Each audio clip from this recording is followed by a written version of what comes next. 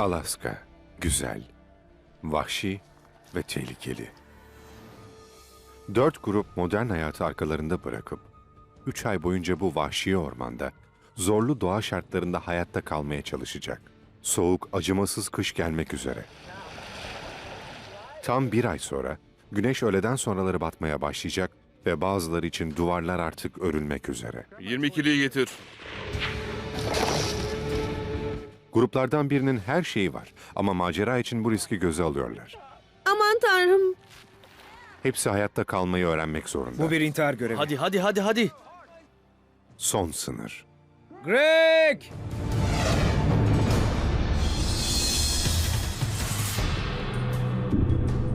Hawkins buzulunun yükseklerinde, kurtlar Greg ve Bernice'in küçük kulübesinin etrafında dolaşıyor.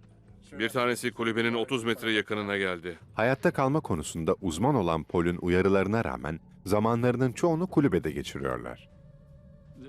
Kapalı mekanın sıkıntı yarattığı gerçek. Ne kadar çok dışarı çıkıp bir şeylerle uğraşırsanız ruh sağlığınızı o kadar korursunuz. 19 metrekarelik köhne kulübenin içinde tıkılı kalınca bir şey yapamadıkları için sıkılmaya başlıyorlar. Bunlar sanki beni istemiyor. Ben de onları pişireceğim ve postacıyı bekleyeceğim. Doğada yaşamak için mi yaratılmışım bilmiyorum. Botlarımın içi yanıyor. Parmaklarım içine girdiğinde çok sıkışabilir. İşte sabahları botlarımızı bu şekilde giyiyoruz. Gördüğünüz gibi işte böyle. Evet, giydim bile. Heh. Harika oldu değil mi? Yapabilir miyim bilmiyorum.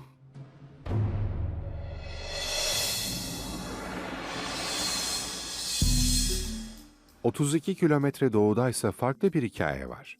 Hadi. Tim, Alan ve Jasmine'in 3 ay boyunca kendilerine yetecek kadar yiyecekleri, suları ve yakacak odunları var. Jess iyi misin? Sadece şakaydı. Yoğun çalışmalarının karşılığını almışlardı. Acıdı. Alaska'da karşılarına çıkabilecek her türlü zorlukla başa çıkabileceklerinden emindiler. Kendilerine o kadar güveniyorlardı ki bir maceraya atılmaya karar verdiler. Zorlu doğa şartlarına ve değişken havaya rağmen Hawkins buzuluna gidip Greg ve Bernice'i ziyaret etmeye karar verdiler. Harita üzerinde yaklaşık 30-40 mil görünüyor ama buna nehirlerin, ormanların etrafından dolaşmak dahil değil. Kendi kulübelerinin yerini gösteren haritada Pearson'ların yeri de işaretli. Bu hafta içinde hava birden değişebilir. Havanın durumu çok önemli. Eğer 8 günlük bir geziden bahsediyorsak bu durumda hava şartları ne olursa olsun durumu kabullenmek zorundayız. Masal gibi bir şey. Hawkins bizim için son macera. Daha önce böyle bir şey yapmamıştım. Daha önce kimse böyle bir şey yapmadı. Yanlarına kendilerine 8 gün yetecek kadar yiyecek alan 3 arkadaş artık hazırlar. Çantalarının ağırlığı yaklaşık 45 kilo. Vücut ağırlığımın neredeyse %60'ı. Ve 64 kilometre boyunca kar ve buzların, donmuş nehirlerin üzerinden, dağların etrafından ve yüksekliği 1000 metreye varan buzulların tepesinden geçmek zorundalar. Alaska kesinlikle uçların yaşandığı bir yer ve tabii bir de Alaska faktörü denen bir şey var. Burada her şey düşündüğünüzden daha büyük, daha uzun ve daha zorlu. O kadar da ağır gelmedi. Hadi bakalım. Eksik malzemeyle çıkmayın. Hazırlanmadan çıkmayın. Gerçek şu ki asla başaramazsınız. Aslında bizim asıl amacımız biraz eğlenmek. Hawkins. Ama bu 3 arkadaş çok geçmeden yaptıkları bu yolculuğun ne kadar tehlikeli olduğunu fark ettiler. 55. yol sanırım bu taraf. Yani 55'e geldiğimizde ormanda mı kamp Bu yapacağız? çok tehlikeli olabilir. Çok gerildim. İnanın bu durum beni çok korkutmaya başladı.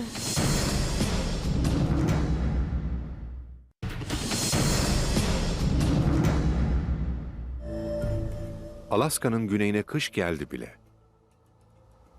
Şimdiye kadar 4 grup da belirli başarılar elde etti. Ama bu arada dondurucu soğuklar ve değişken hava şartlarıyla başa çıkmak zorunda kaldılar. Aşağı tarafta Icy Körfezi'nin kıyılarında Jeff ve Elizabeth umutsuz bir durumda.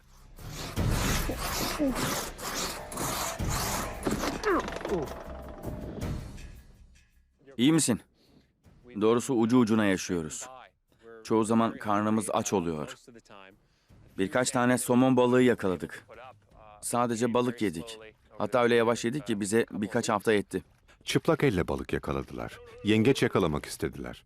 Geyiklere sessizce yaklaştılar ama birkaç balık ve deniz tarağından başka bir şey yakalayamadılar. Yaşamımız okyanustan gelecek her türlü ete bağlı olduğundan bu noktada planımız okyanusa ulaşmak. Bunun en azından 4 saatlik bir yürüyüş olduğunu da farkındayız. Kar yağmıyor. Bu yüzden yanımıza bir gecelik yiyecek ve eşya almayı düşünüyoruz. Evet, yola çıkıp Alaska Körfezi'ne kadar gitmeyi düşünüyoruz. Bu arada sahile gidip biraz deniz tarağı yakalarız. Yanımıza balık oltalarımızı ve makaralarımızı da alacağız. Belki birkaç balık tutmayı başarabiliriz. 4 grup içinde onların durumu en kötüsü. Öncelikle her ikisi de şimdiden 7'şer kilo verdiler. Alaska Körfezi, biz geliyoruz. Çok doğru.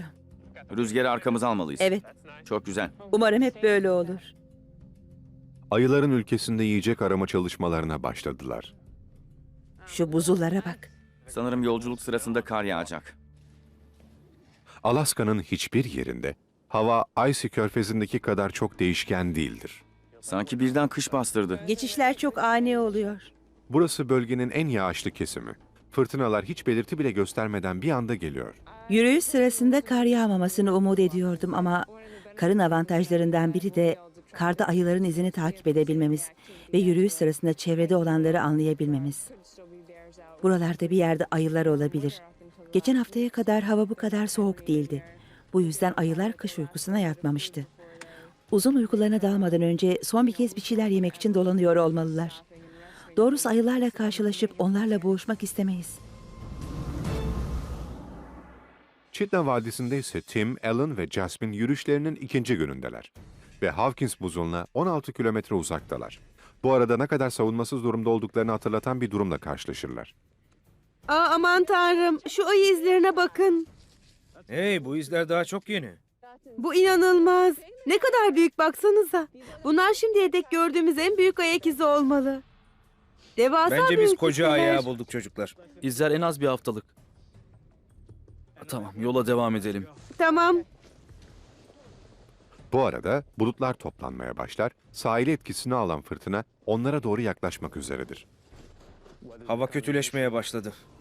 Bir saatten kısa bir süre içinde sıcaklık 12 dereceye kadar düşer ve grup nehre vardığında yoğun bir kar yağışı başlar. Bu iş çok zor olacak. Şimdi bir ayağımı buraya koyuyorum. Büyük bir bölümü Bir donmuş. şey olmazsa tamamdır. Ama yine de geçişlerde zorluklar yaşayabiliriz. Yağan kar, nehrin üzerinde uzanan buz tabakalarındaki çatlakları gizleyerek yeni bir tehlike oluşturabilir.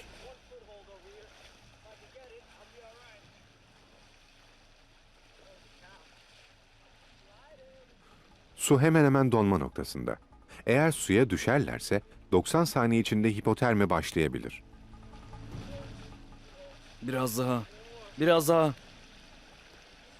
Amerika'da her yıl 700 kişi hipotermiden ölüyor.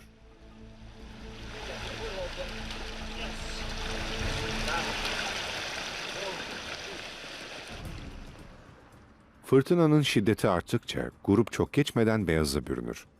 Görüş mesafesi 15 metre kadardır ve ne tarafa gideceklerine karar veremezler.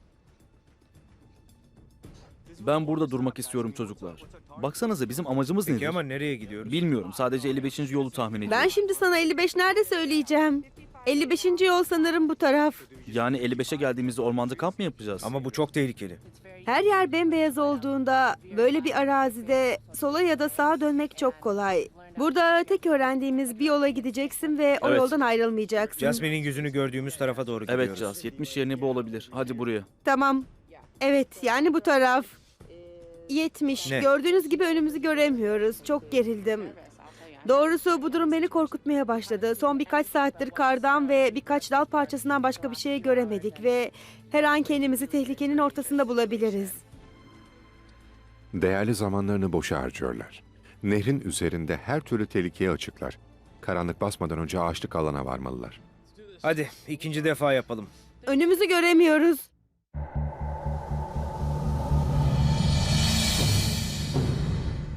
Icy Körfezi'nin derinliklerinde kar fırtınası şiddetini artırırken Jeff ve Elizabeth kara ve buza mahkum oluyor. Nasıl gidiyor? Doğrusu çok fazla ıslandım. Soğuk yüzünden olmalı. Evet, Gün ışığından sadece 6 saat yararlanabileceğimiz gerçeğini düşünmek zorundayız. Şu anda bildiğiniz gibi yerde 15-20 santim kar var.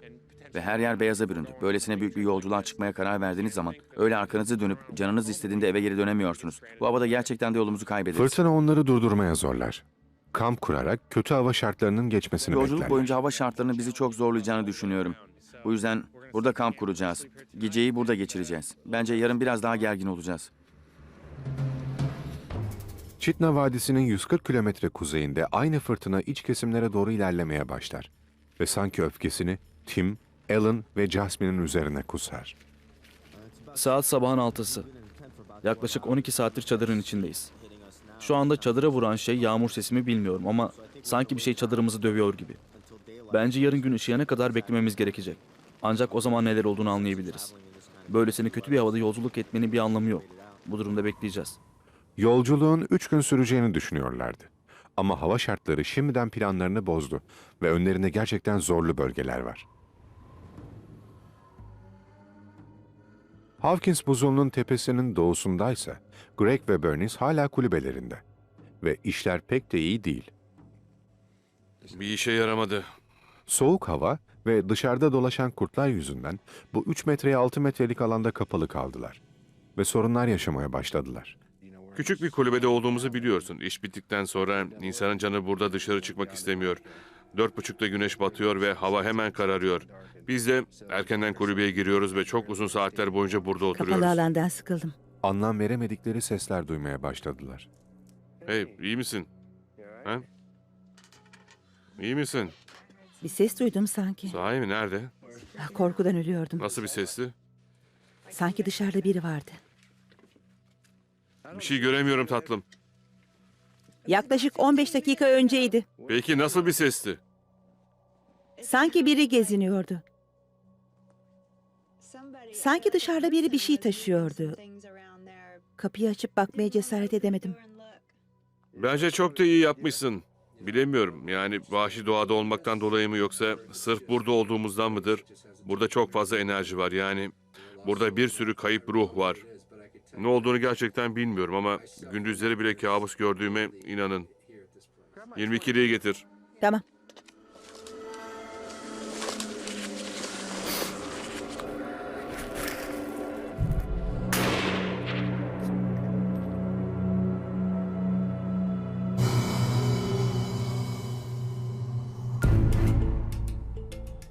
...140 kilometre güneyde ise Weiss ailesi yemeğe oturmak üzere. Daha önce balık tutma konusunda yakaladıkları başarı ve geyik yakalayamamaları... ...ailenin gereğinden fazla somon balığı yiyecek olmaları anlamına geliyor. Bugün ne yemek var baba?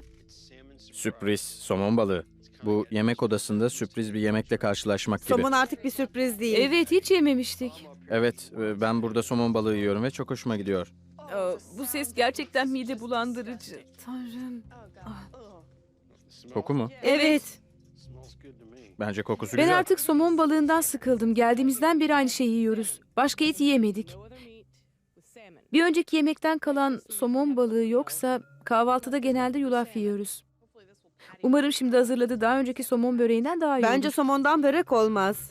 Kızların her gün somon yemekten bıktığını biliyorum. Artık Jenny'nin midesi balık kaldırmıyor. Umarım çok büyük olmaz. Hey, bu konudan bahsetmeyelim. Somon sürprizinin içine kusmamı ister misin? Ama biliyorsunuz ki yemekte ne varsa onu yemek zorundayız. Somon midemi bulandırıyor, tamam mı? Kapa Ama çeneni. şikayet etmiyorum. Karla kaplı Chitna Vadisi'nde Tim, Alan ve Jasmine 3. günde çadırlarından dışarı çıktıklarında Hawkins buzulu yolunda 4. günün nasıl olacağını düşündüler. Daha yolun 1/3'ünü gelmişlerdi. Doğrusu batıya doğru bakıyorum ve bir şey göremiyorum. Her yer sisle kaplı ve bu arada bizi koruyacak bir tür sığınağa benzer bir şey bulmayı umuyoruz. Bir ağaç grubu ya da kaya falan olabilir. Ne olursa. Ama ne yazık ki dün kendimizi bu nehir kanyonunun tam ortasında buluverdik. Bu gerçekten de korkunç. Fırtına biraz dinmesine rağmen bu üçlünün programını aksatmış ve bunun daha yeni farkına varmışlar. Şaka yapmıyorum. Buradan nasıl geçeceğiz? Evet, sanki kapana kısıldık. Evet. Dün yağan kar altında daha önce düşündükleri gibi nehir vadisinin karşısına geçmek yerine yanlışlıkla aşağısına doğru yürümüşlerdi. O kadar çok korkuyorum ki. Şu anda her an kırılabilecek bir buz tabakasının üzerindeler. Durduğumuz noktanın her iki tarafından da su akıyor. Yani kapana kısılmış durumdayız. Ve Tim elindeki bu sopayla üzerine basacağımız sağlam bir zemin bulmaya çalışıyor. Bunun altında su var ve biz hala üzerindeyiz. Devam edip nehrin karşısına geçmek zorundalar. Eşyalarımızı toplayalım ve yürümeye başlayalım. Bir kişi ileri gitsin, ben sola gideceğim. Ama buzun ne kadar kalın olduğunu anlamak zor. Yürüdükçe buz tabakasının yavaş yavaş kırıldığını hissediyorum. Yani sağlam gibi görünüyor ama aslında değil. Aslında bu suyun üzerinde duran bir buz tabakası. Buzun her an kırılabileceğini hissediyorsunuz. Hadi siz de buraya doğru gelin. İyi misin? Oo, sakın gelmeyin. Ah. O tarafa gelmeliyim. Çoraplarımın ıslanmaması beni şaşırttı. Çok şaşırdım. Tim!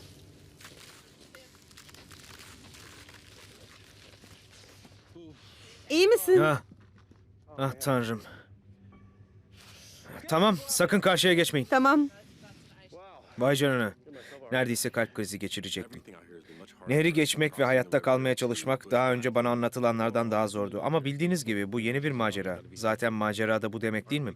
Elbette ki zorlukları olacak. Şimdi yapmak istediğimiz tek şey karşı tarafa birini geçirmek. Karşı tarafa geçen kişi buz tabakasının üzerinde kendi gücüyle ayakta kalacak. Yani nehir onu alıp götüremeyecek. Hey, ben karşıya geçebilirim. Karşıya geçip buz tabakasına çıkabilirim. 3 arkadaşın sadece 2 botu vardı. Karşıya önce Jasmine ve Alan geçecekti.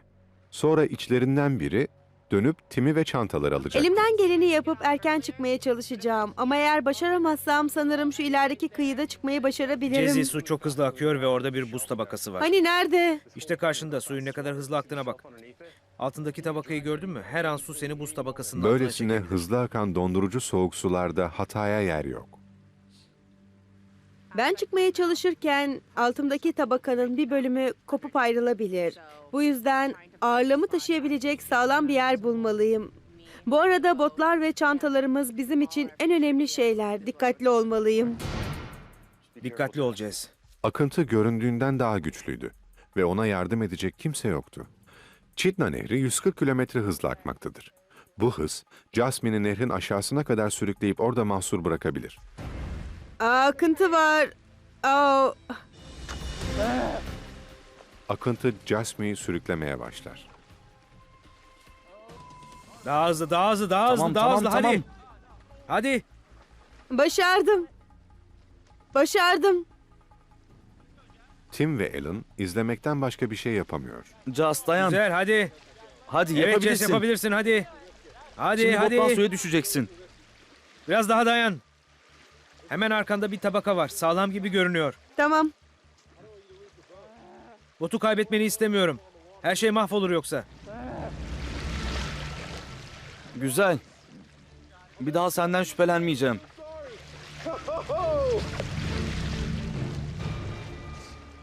Sıra Alan'da. Devam et. Orada akıntı çok güçlü. Hadi. Döndür, döndür, döndür. Şimdi bekle. Çok iyiydin. İyi hallettin. Şimdi Jasmine, Tim ve eşyalar için dönüyor. Döndür, döndür. Tamam, tamam. Akıntı var. Aa, Tim'i dondurucu soğukluktaki sudan ayıran Geriye tek doğru, şey geriye birkaç doğru. santimetrelik buzdu. Oldukça hızlı. olduğun yerde kal. Olduğun yerde kal. Lanet olsun, tamam. Tuttun mu? Kutuları atın. Bekle, sana yardım edeceğim. Buzun çok fazla kenarına gitmezsen bir sorun yok. Olamaz, kırıldı. Bir saniye bekle. Tamam tamam, ben iyiyim, tamam. Devam et. Devam et, tamam, güzel oldu. Şimdi uyandım sanki. Tanrım, korkunçtu. Kenara çok fazla yaklaşma. Gerçekten de çok iyiydin. Teşekkür ederim Tim. Kırılmadı. Tamam, çok hızlı hareket etme. Biliyorum, deniyorum ama lanet olsun. Lanet olsun. Yüzmeye hazır ol. Çantamı tutuyorum. Endişeye gerek yok. Tanrım, ıslanmaya başladım. Çek beni ıslanıyorum. Şimdi de üç arkadaş yeni bir tehlikeyle karşı Islandım. karşıya. Ve sonra Tim nehri geçer. Hava dönmeye başlamıştır. Ve eğer Jasmine kurulanmazsa elbiseleri birazdan buz olacak. Bu yolculukta başımızdan büyük işlere kalkıştık. Böyle şeylerin yanımıza yaklaşabileceğini düşünmemiştik. Şu ana kadar karşılaştığımız tehlikelerin buna değip değmeyeceğinden artık emin değilim. İyi misin? Devam etmemiz gerek. Sonunda ağaçlık bölgeye varırlar. Buraya bir gün önce varmaları gerekirdi. Bu yüzden endişeliler. Düşündüğümden daha fazla yiyoruz ve bazı şeyleri yapmak düşündüğümüzden daha da uzun sürüyor. Elimizde kısıtlı yiyecek olduğundan dikkatli yememiz gerekiyor. Bu akşam çok üşüdüm. Parmaklarımı hissetmiyorum. Ben acıktım. Üç arkadaş Alaska'nın kendilerine sunduğu zorluklarla savaşırken, diğer grup yolculuklarında biraz olsun daha rahatladılar. Merhaba, Bir anda insan sesleri duyduk. Yabancıların sesini. Merhaba. Elizabeth.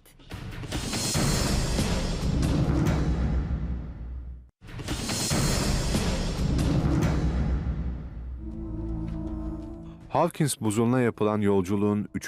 gününde Tim, Alan ve Jasmine düşündüklerinden daha az yol kat etmişlerdi. Ve kötü hava şartları onları yeniden yollarından alıkoymuştu. Ertesi gün yeni bir fırtına çıkar. İki grup da kötü hava şartlarıyla boğuşur. Yeni bir psikolojik çöküşün eşiğine gelen Weiss ailesi biraz eğlenmek için dışarı çıkar. Harika. Kardan adam yapalım mı? Tamam. Bugün tek yaptığımız şey oyun oynamak. Yani bugün dışarı çıktık ve kardan adam yapmaya başladık. Gerçekten çok eğleniyoruz. Uzun zamandır böyle şeyler yapmamıştın. Bu yüzden seni affediyorum. Biliyorsun ki ben hiç büyümedim. Alaska'ya gelip muhteşem bir macera yaşamak bu hayatı boyunca yapmak istediği bir şeydi. Bu arada Dennis'in hayatında çok kritik bir noktada çünkü daha yeni emekli oldu ve bu durumla nasıl başa çıkacağını bilmiyor. Sanırım kendini iyi hissetmesini sağlayacak bir şeylere ihtiyacı vardı. Kardan adamın büyüklüğü nasıl olsun? Burası büyük bir eyalet. Ondaki bu büyük değişikliği görmek çok güzel çünkü şimdi çok daha mutlu gibi. Şimdi sahil kenarına gidip biraz taş toplayalım. Kardan adamlarını tamamlamak için sahilde taş toplarken Dennis ve Jennifer bir sürprizle karşılaşır. Belki de bu burnudur. Merhaba. Birden insan sesi duymaya başladık. Yabancılardı. İyiyiz. Nasılsınız? Jeff. Ben Özür Deniz. dilerim ıslahım. Merhaba. Elizabeth. Öncelikle merak ettiğim şey bu insanların nereden geldikleriydi. Çünkü Tanrı'nın bile unuttuğu bir yerdir Uzun burası. bir yürüyüştü. Eminim çok yorgunsunuz ve üşüyorsunuz. İçeri girer misiniz? Isınmaları için onları davet ettik ve daha sonra içeri girdik ve konuşmaya Hava başladık. hakkında ne düşünüyorsunuz? Harika. Wise ailesini bulabileceğimizden emin değildik ama gün boyu soğukta, karın içinde yürüdükten sonra bu çok hoşumuza gitmişti. Aa, şuraya kardan bir adama bakın. bakın ne kadar güzel. Merhaba. Merhaba. Merhaba. Yeni insanlarla tanışmak, onların yaptıklarını öğrenip bizim deneyimlerimizle kıyaslamak gerçekten çok güzel. Tabii elimizdekileri paylaşmak da güzel. Burada biriyle bir şeyler paylaşma imkanı yok. Sıcak bir şeyler içmek ister misiniz? Sıcak çay, sıcak kahve. Evet, harika olur. Jenny kahve yapmak için harika bir sistem buldu. Evet, seni izliyoruz. Hadi göster bakalım.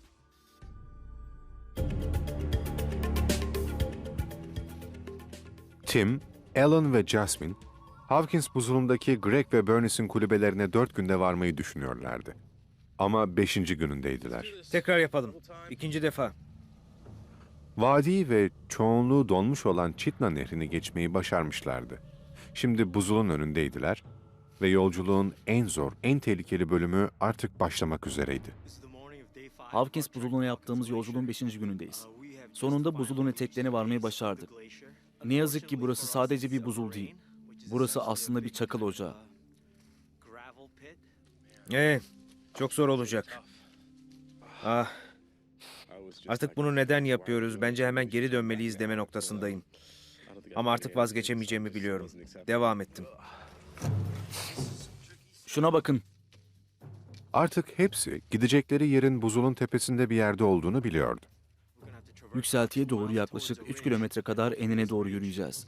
Ve bu yol sonunda bizi Bernice ve Greg'in kulübesine götürecek. Taşlar düşmek üzere. Basacak yer yok.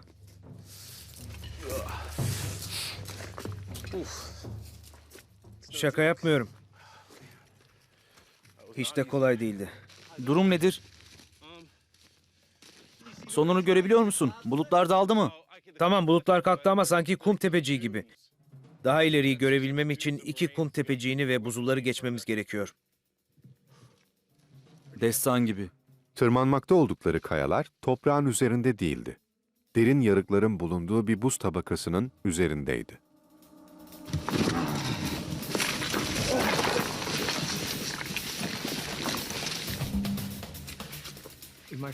41,5 yıllık hayatımda bu bölge şimdiye kadar karşılaştığım geçilmesi en zor bölge diyebilirim.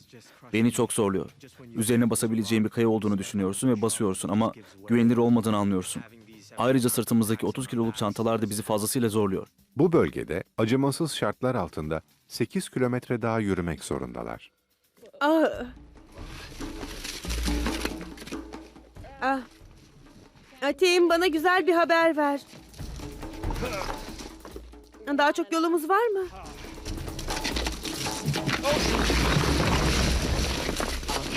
İyi misin? Evet, iyiyim. Emin misin? Evet. Yardım ister misin? Aman Tanrım. Çok tehlikeli. Gerçekten çok tehlikeli. Planlar yaptık. Tahminlerde bulunduk. Yola çıkmadan bazı tahminlerde bulunup konuşmak çok kolay. Günde 8 mil yol yürürsek 4 ya da 5 gün içinde varabiliriz gibi. Buraya gelmeden önce bana günde 14 mil yol yürüyeceksin deselerdi sorun olmaz derdim. Ama buraya geldiğinizde işler değişiyor. Bugün 5. günümüz. Sanırım bu durumda bizim Hawkins'e varmamız 7 gün sürecek. Aman Tanrım. Hawkins buzulunun tepesinde ise Greg ve Bernice bir arada kalabilmek için çabalıyorlar. Küçük kulübeleri sığınaktan çok bir hapishane gibi. Pekala. Bernice dışarıdayken onun etleri nasıl doğradığını gösteren videoyu izledim. Dışarıda etleri temizledi ama onu korkutmak istemiyorum. Biz buradayız. Şimdi ben kulübenin bir tarafındayım ve onun yatak odası da diğer tarafta. Bilemiyorum ama geçen gece bazı garip olaylar yaşadım. Gece uyandım ve kalktım, birden yatağın ucunda birini gördüğümü sandım. Yaşlı bir kadın orada duruyordu. Zarar verecek birine benzemiyordu ama öyle garip bir şekilde durmuş bize bakıyordu ki... Bilemiyorum.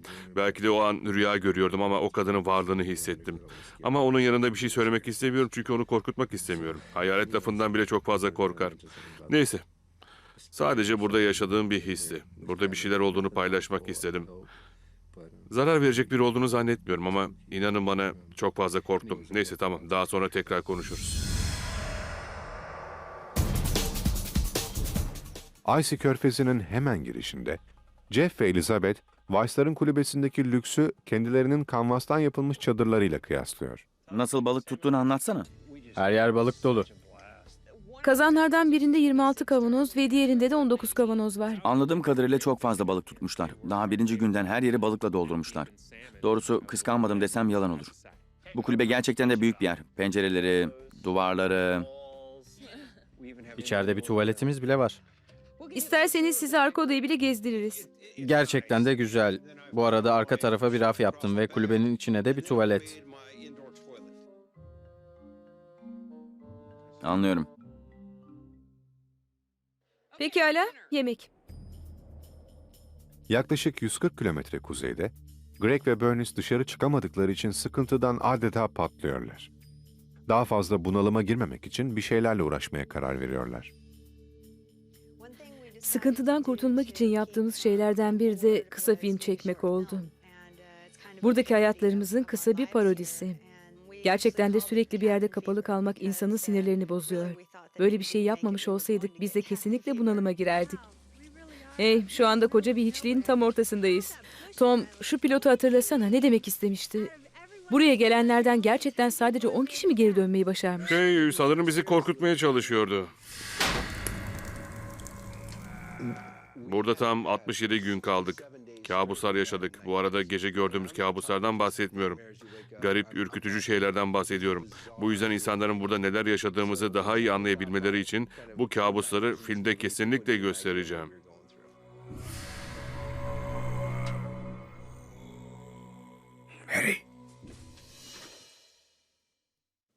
Bu filmde Alaska'da başımızdan geçen gerçek olayları bulacaksınız.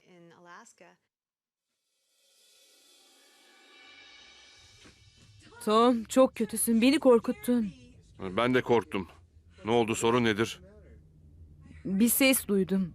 Hayvanlar bizi korkutuyordu. Ve belki de ne bileyim vahşi doğanın ortasında gezen çılgın insanlar olabilirdi. Yani dışarıda neyin ya da kimin olduğunu asla bilemezsiniz. Ve bu yüzden ben pencereden dışarı bakmaya bile korkuyordum.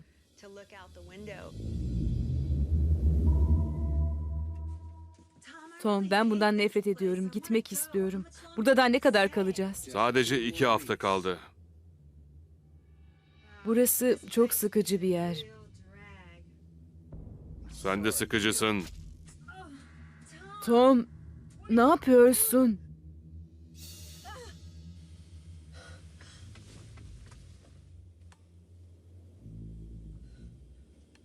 Ne oldu canım? Kötü bir rüya gördüm. Bu kısa filmi yapmak aslında benim de kendimi kötü hissettiğim o anlardan kurtulmama yardımcı oldu. Ben bu durumda başa çıkabilecek kadar güçlü olduğumu düşünüyordum ama ne yazık ki ben de aynı korkunç rüyayı Sen gördüm. odun kesiyordun. Yani burada istediğin kadar odun kes, istediğin kadar oğlak ye, istediğin kadar su kenarında yürüyüş yap. Bunların hiçbiri yeterli olmuyor. Yani yapacak bir şeyler bulmak zorundasın. Ayrıca garip şeyler de oluyor. Ben de çok garip şeyler gördüm ve bir an delirdiğimi zannettim. İnan bana. Ben senin delirdiğini zannettim.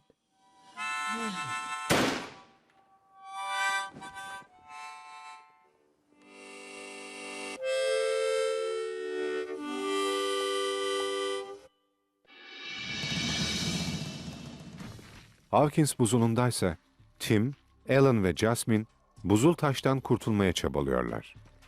Şuradaki ağaçlığa varırsak harika olur çünkü orada yakacak odun bulabiliriz. Karanlık basmadan önce ağaçlık bölgeye varabilmek için hızlandılar.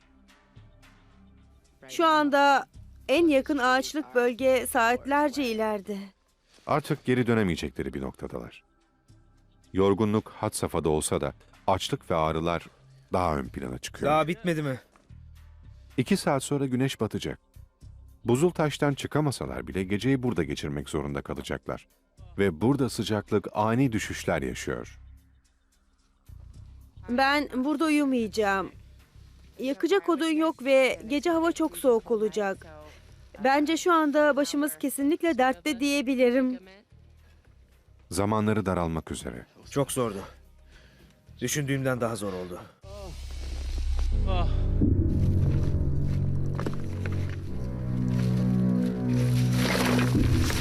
Kendilerini buzul taşta dondurucu gecenin ellerine bıraktılar. Ateş olmayınca gece çok zor geçecek. İşin daha da kötüsü, yiyecekleri neredeyse bitmişti. Yanımıza 12 günlük yiyecek almıştık. Dikkat ettiğimiz günlerde gereğinden biraz fazla, dikkat etmediğimiz günlerde ise aynı miktarda yediğimizi gördük. Ve ne yazık ki yanımızda çok fazla yiyeceğimiz kalmadı. Yiyeceğimiz bitmek üzere. Bizi uzun bir gece bekliyor. Gün ağarmaya başladığında grubumuz kulübeden 5 kilometre uzaktaydı. Suları bitmiş, yiyecekleri de bitmek Tim, üzereydi. ihtiyacım olursa da ilk yardım çantasını çıkaracağım. Dün gece hiç uyuyamadım. Korkunç gerçeğin farkına vardılar. Kulübeyi bulmak artık ölüm kalım meselesiydi. Aşağı mı iniyoruz? Yiyecek açısından tehlikeli bir noktadayız. Bugün yolculuğumuzun 6. günü. Biz 4 ya da 5 günde varacağımızı düşünüyorduk. Bu yüzden durum pek de iyi görünmüyor. Su içmeyeli belki de 24 saat oldu. Belki daha da fazla. Belki 48. Jason şurada kar yemesine bakılırsa durum hiç de iç açıcı değil. Hemen sonrasında daha fazla susuyorsunuz. Bu uzun süre devam ederse vücudumuz susuz kalabilir. Yani durum pek iyi değil. Kar yiyerek susuzluğunuzu gidermeniz imkansızdır. Çünkü kar suyun 10 katı bir hacme sahip. Vücudunuzdaki susuzluğu giderecek kadar çok kar yiyemiyorsunuz. Ayrıca kar yediğinizde vücut ısınız da düşüyor. Gerçekten çok yoruldum ve çok susadım. Ama güçlü olmaya çalışıyorum. Devam etmek için kendimi zorluyorum. Çok zor. Anlatmak çok zor. Bu daha önce yaşamadığım bir şey. Sadece yürüyoruz. Ayrıca yere düşünce ayağa kalkmak için çok fazla güç harcamanız gerekiyor. Greg ve Bernice'in kulübesinin yerini tam olarak bilmiyorlardı. Belki de yanından geçip gidebilir ve bu dondurucu ortamda kaybolabilirlerdi. Kendini nasıl hissediyorsun? Çok fazla susadım. Ben de.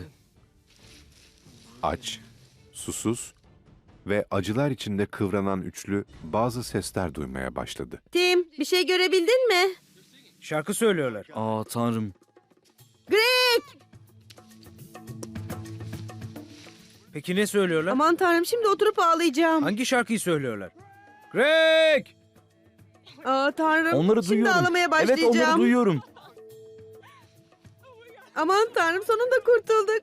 Aman tanrım. Biliyorum. Şimdi ben de ağlayacağım. Aman Hadi tanrım. dostum yaklaşınca birlikte çalık atarız. Kulübeden hala kilometrelerce uzakta olduklarını bilmiyorlardı. Teşekkür Ama ederim çok Tanrım. geçmeden beş duyularını sorgulamaya başladılar. Tim şarkıya benzer bir şey duyduğunu düşündü. Greg! Gelenlerin Bernice ve Greg olmalarını umut ediyorum. Çünkü Tanrı'nın unuttuğu bir yerde onlardan başka kimse olamaz. Aslında onun halüsinasyon gördüğünü düşünmüştüm ama sesleri ben de duydum. Bernice. Greg! Birine seslenip de bir şeyler duymayı beklediğiniz zaman komik oluyor. Bazen sesler duyuyorsunuz. İşte ben de şimdi böyle hissediyorum. Kendimi kötü hissediyorum. Ama çok uzaktayız. Sanırım ben duymak istediğim şeyi duydum. Bu kadar yakın olmak çok kötü. Nasılsın Alan? Gözünüzü benden ayırmayın çünkü ben birazdan kendimden geçeceğim. Dilimin sürçtüğünü hissediyor musunuz? Evet. Yakında kendimden geçeceğim. Greg!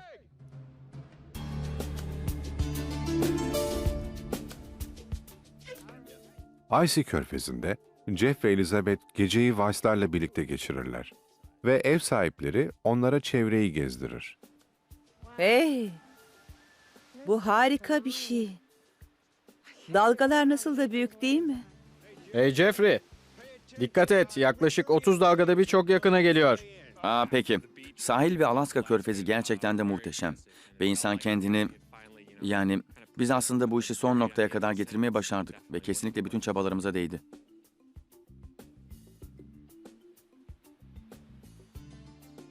Hey şu tahtalara bak. Elizabeth ve benim tarafımda bir sürü odun parçası vardı. Her tarafta kocaman odun parçaları, kocaman küçükler vardı. Eğer çadırımıza yakın olsaydık, bu odunların hepsini teker teker keserdim. Kızakları yüklerdim ve çadırımıza kadar götürürdüm. Manzaranın bu kadar farklı olması çok güzel. Bulutların arasından geçip suya yansıyan güneş ışınlarına bak. Bazı zamanlarda güneş ışınlarının bulutların arasından geldiğini görürsün. Evet, Aynen Tanrı'nın ellerinin yeryüzüne uzanıp dokunması gibi. Burası gerçekten de büyüleyici bir yer. Benim için kiliseye gitmekten daha harika. Aslında ben burada oturup bu görüntüyü izleyerek Evet. daha çok şey hissediyorum.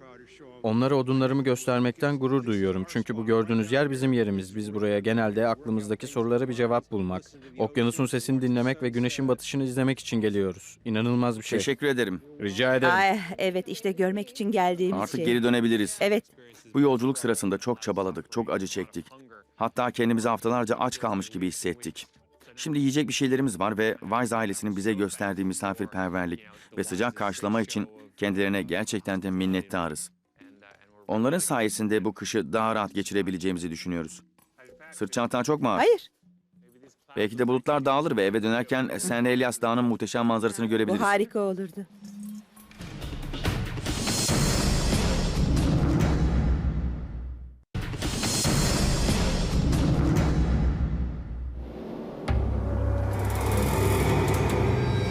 Karlarla kaplı Chitna Vadisi'nde Tim, Alan ve Jasmine, Greg ve Bernice'in kulübesine 4 günde varacaklarını düşündükleri yolculuğun 7. gününe gelmişlerdi. Hawkins buzuluna giden yolculuğumuzda 7. günümüz ve dün bundan bir ders aldık. Ağaçların altında yürürken çok yavaş hareket ettiğimizi gördük. Şu anda yapmayı düşündüğümüz şey buzul taşın arka tarafına geçmek ve oradan yolumuza devam etmek olacak. Aşağı ve karşıya mı? Geçmemiz gereken yeri görüyorsun değil mi? Şuradan geçeceğiz işte. Yiyecekleri bitmek üzere ve hiç suları Aman kalmadı. tanrım. Yorgunluktan ve susuzluktan ölmek üzereler. Çok kötü. Her bir adım büyük bir çaba gerektiriyor. Pekala bu aşağı inmek için tek yol. Hayır.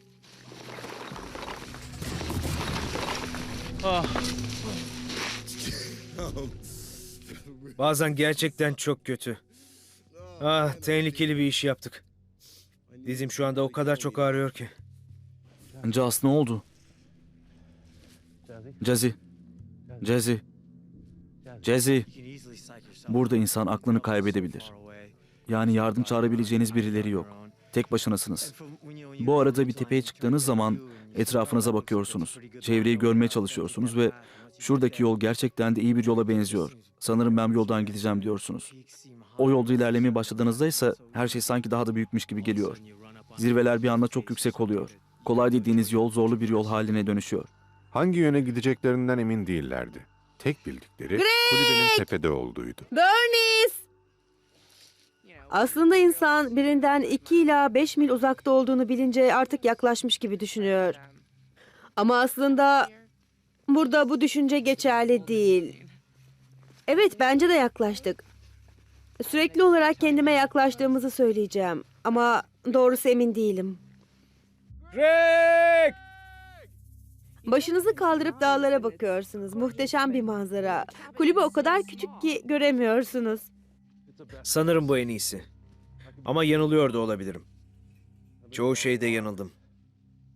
Bu yolculuğa çıkma konusunda da yanıldım. Bu samanlıkta iğne aramak gibi bir şey. Evet, Hiç şüphe yok ki bunun hayatımda yaptığım en zor şey olduğunu söyleyebilirim. Herkesin yapabileceğini de sanmıyorum. Bizim burada yaptıklarımızı yaparken insanlar ölüyor. Şu anda aklımızı kaybetme ve susuzluktan ölme noktasındayız. buzul taşta yukarı doğru tırmanmak aşağı doğru inmekten daha kolay. Düşünsenize, buzul taşın tepesine tırmanmamız 3 gün sürdü. Artık aşağı inmemiz kaç gün sürer düşünmek bile istemiyorum. Bence bu noktada bizim yaptığımız intihardan başka bir şey değil. Yani hayal ettiğimden daha fazla. Burada gözün alabildiğine her yer kum tepecikleriyle kaplı. Bunlardan başka çakıl ve kar da var. Buraya kadar nasıl gelebildik inanamıyorum. Tanrım. Daha devam edecek miyiz? Olamaz. 36 saat önce suları bitti. Susuzluk onları delirme noktasına getiriyor. Ah Tanrım. Duman kokusu alıyorum. Karşıya bak. Yukarı bir yol gidiyor. Artık etrafta izler görmeye başlıyoruz. Ağaçların arasında dumanın kokusunu takip ederek küçük kulübeye varırlar. Tanrı'ya şükür. Kulübeyi gördüğüm anda içimden koşmak geldi. İnanılmazdı. Çok zordu. Çok zordu. Artık karnımdan sesler geliyor. Açlıktan öldüm. Açlıktan ölüyorum. Tanrım. Merhaba. Merhaba. Nasılsınız? Bu bizim grup mu?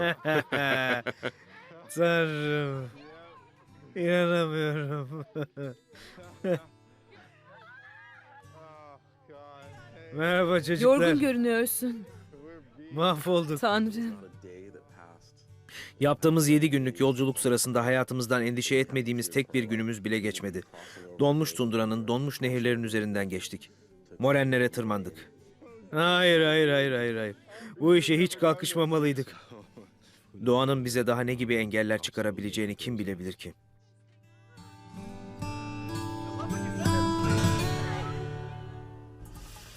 Ve bir süre sonra Bu insanları gerçekten tanımıyoruz ama içeri girmeye iki çalışıyorlar. grup birleşirler. Siz gelmeden önce günde en az 2 kere yemek yiyorduk. Ama yiyecek bulmak zorundalar. Bernice, yakında seni mahvedeceğim. Bu arada diğerleri üzücü haberler ve yaşamı tehdit eden hastalıklarla boğuşuyor. Babam kanser ve şu an yoğun bakımda. Bayanlar, size bir şey söyleyeceğim. Hepsi de son sınırda. Ve hayatta kalmaya çalışıyorlar.